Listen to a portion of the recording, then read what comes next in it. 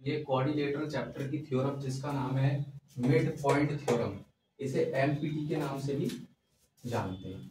तो सबसे पहले इसकी स्टेटमेंट को समझेंगे। The line segment joining the mid point of any two sides of a triangle is parallel to the third side and equal to half of it. इस statement को समझने के लिए सबसे पहले हमें एक डायग्राम बनाना पड़ेगा और उस डायग्राम में हमें गिवन टू प्रूफ कंस्ट्रक्शन इन चीजों को समझना पड़ेगा। तो सबसे पहले हम एक डायग्राम बनाएंगे जिसका नाम है एबीसी। उसके अंदर दो मिड पॉइंट है डी और ई। अब हमने सबसे पहले गिवन को समझेंगे। तो एक गिवन हमने लिया a triangle ABC in which D and E are the mid point of AB and AC. यानी कि डी किसका मिड पॉइंट है? एबी का। ई किसका मिड पॉइंट है? एसी का। फिर हम जानेंगे इसके टू प्रूफ को। तो जो टू प्रूफ है वो है डीई पैरेलल टू बीसी, यानी कि डीई किसके पैरेलल है? बीसी के। और डीई जो है वो हाफ भी होना चाहिए किसके? बीसी के। तो ये हमें करना है टू प्रूफ इस क्वेश्चन। फिर हम जानेंगे कंस्ट्रक्शन। कंस्ट्रक्शन में क्या करेंगे? Draw CF. तो हम सीएफ बना लेंगे। सीएफ किसके पैरेलल होगा? एबी के। ठीक है, ये कंस्ट्रक्शन बना लिया हमने डॉट लाइन से। इसके बाद डीई को हम प्रोड्यूस कर देंगे कहां तक? एफ तक। तो ये हमारा हो गया कंस्ट्रक्शन। इसके बाद दो ट्रायंगल लेंगे। एक ट्रायंगल का नाम है एईडी, यानी कि एईडी, और एक हम ट्रायंगल लेंगे सीईएफ। सीईएफ इन दोनों ट्रायंगल को कॉन्ग्रुएंट प्रूफ करेंगे। क्या प्रूफ करेंगे? कॉन्ग्रुएंट। तो कॉन्ग्रुएंट करने के लिए इसमें तीन चीजें चाहिए होती हैं हमें। तो एई किसके बराबर है? सीई के। तो ये हमारा हो गया गिवन, क्योंकि ये मिड पॉइंट था हमें ऑलरेडी इसके अंदर दे रखा था। तो ये हमारा गिवन हो गया। दूसरा एंगल डीएई और एंगल एफसीई, यानी कि ये वाला एंगल और ये वाला एंगल हमारे हो गए ऑल्टरनेट इंटीरियर एंगल्स। उसके बाद एंगल एईडी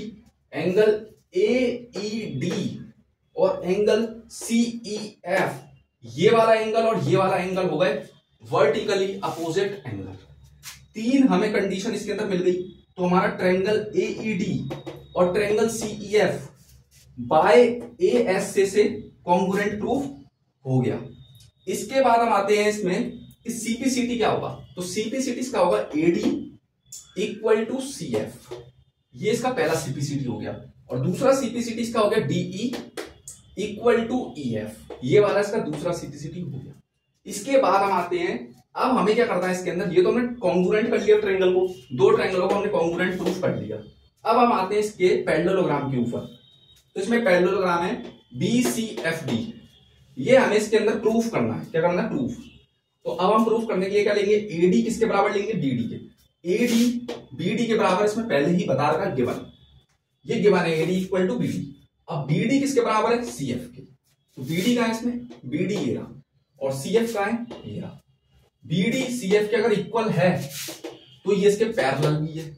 अगर ये इसके पैरेलल हो गया बाय कंस्ट्रक्शन के थ्रू, किसके थ्रू हो गए? बाय कंस्ट्रक्शन के थ्रू। तो बीसीएफडी एक पैरेललोग्राम हो गया हमारा। इसके बाद हम नेक्स्ट आते हैं डीएफ। डीएफ किसके पैरेलल है? डीएफ पैरेलल है बीसी के। इसके अलावा डीएफ अगर बीसी के पैरेलल है तो डीएफ इसके इक्वल भी है किसके? बीसी के। उसी टाइप से डीई किसके पैरेलल है? डीई भी पैरेलल है किसके? बीसी के। तो डीई हाफ भी है किसके? इस पूरी लाइन डीएफ की। ये हमने लिख दिया। और अगर ये डीएफ बीसी के बराबर था तो इस डीएफ की जगह हम किसको लिख सकते हैं? बीसी को लिख सकते हैं। किसको लिख सकते हैं? बीसी को। तो DE equal to half of BC. और हम इसका रीजन लिखेंगे कि डीई किसके बराबर था? डीई किसके बराबर था? ईएफ के, क्योंकि ये पहले ही हमने सीपीसीटी में प्रूफ कर लिया था। ठीक है, hence DE parallel to BC. तो डीई किसके पैरेलल हो गया?